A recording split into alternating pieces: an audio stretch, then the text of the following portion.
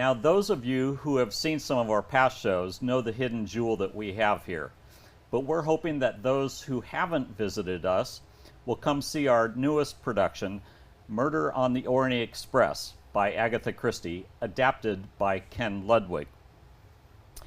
It's showing September 11th through 29th, and tickets are already on sale.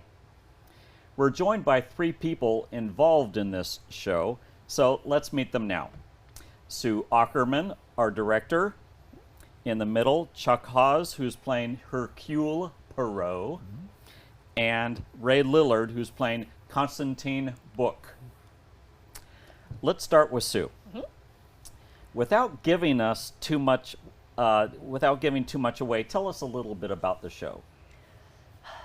If you know anything about Agatha Christie, you know she likes to do complicated mysteries, and typically has an unexpected twist in the story. This one, in my humble opinion, is probably one of her best because it has an ending that is totally unexpected. So that is a good thing because the story is so fascinating for the audience or the reader if you're doing the book, but also complicated if you are directing it. So that has been a challenge and a joy for us to do it, but good story. Yeah. Chuck, you're still relatively new to Tellico Village. Tell us about your background and how you got involved in theater. Well, for many years I have been active in just amateur performances, usually through the church or some other theater productions. And with that, I have grown an appreciation for the theater and acting and had a longing to get involved with it over the years. And when we moved to Tellico Village and I knew that there was an opportunity here with the theater in the community, I thought what better way after retirement to get involved and do those kinds of activities and spurn that lust for the theater that I've had for so many years. So it lets me be a character out there, which I'm not normally. As I understand, this is your first show at Tellico Playhouse. So since you're new to all of us, like Chuck, give us a little bit of your background and how you got involved in our playhouse. Annette Defty recommended me to come. She said, it's a great group of people. You've got to go check it out. I was in a production of Dracula, and she directed that one. And she told me, she was like, you've got to go check it out. It's a great group of people, and I have just been blown away by just the way everything's put together. Everybody's so professional in the way that they handle everything. It's been an absolute treat to get to production. And then when I heard it was going to be Murder on the Orient Express, that was like a huge draw for me because I'd heard discussions about it being picked up, and when I heard it, I was like, yeah, I want that, because it's such a compelling story. Like it's a powerful story because you've got your regular detective stories, but I think this one really goes like one step above. It really, just the moral conundrum that you get out of it is just really, really neat. Sue, I know you're very excited about a particular technical feature that you have in this show, but what are some of the other challenges you may have had? Besides that? Well, you can explain that challenge too.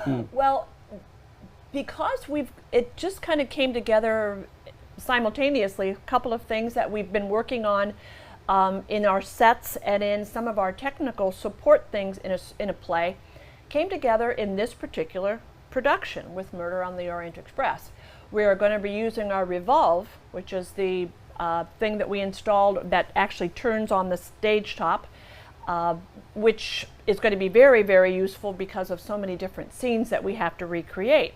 And it keeps the story flowing much more smoothly than stopping, moving furniture on and off, and so forth.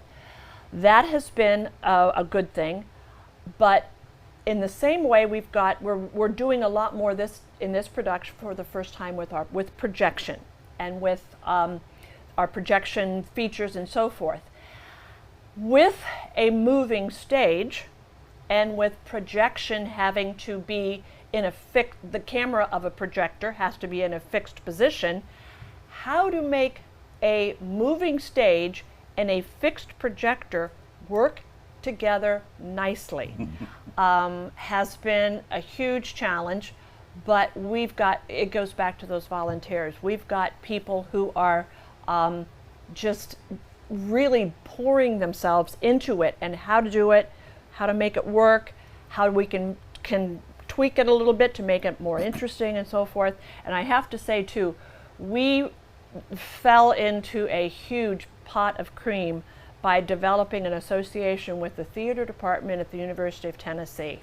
And we've got 2 guys from the department who have just been our guardian angels in helping us, giving us good ideas, suggestions, and just giving us that periodic pat on the back that says, "You're doing a good job, keep it up." You know, so when you've got professionals telling you that, it really helps. Oh, huge, yeah. Chuck, sometimes as performers, we get to play the villain, and sometimes we get to play the good guy. What have you enjoyed about playing the protagonist in this show? Well, it's an interesting role because not only have I needed to develop an accent to play a Bulgarian Frenchman, or Frenchman that's Bulgarian, or yeah, right. He's Belgian. Oh, Belgian. He's I'm sorry, Belgian. Belgian.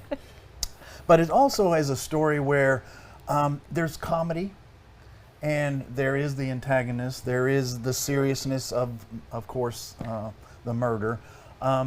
But with it, you know, everyone plays off themselves, and each character has a different uniqueness to them that makes it a fun character to play, because each one gets to bring out those characteristics of what would be a foreign person, if you will, in those roles. And so it's quite humorous and entertaining to do that. Really Okay. is.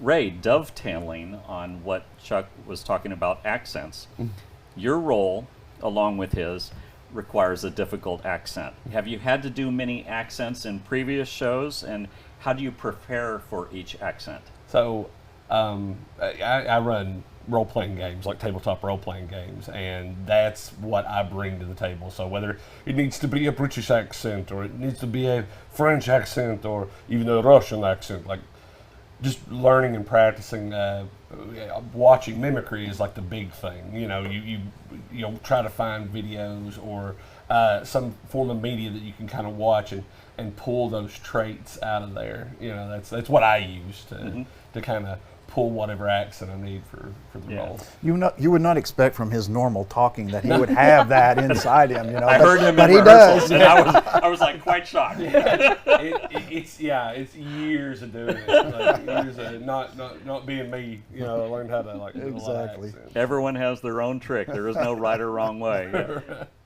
All right, Sue, let's take it home here. Tell our viewers why they need to make seeing this show at the top of their to-do list. Well, you're asking me as a person who's very prejudiced, Bill, but I have to say in a very, very humble way that Tellico Players is upping their game with this show. The quality of our actors, top of the list, but also our costuming, our set, some of our technical things that we're bringing out.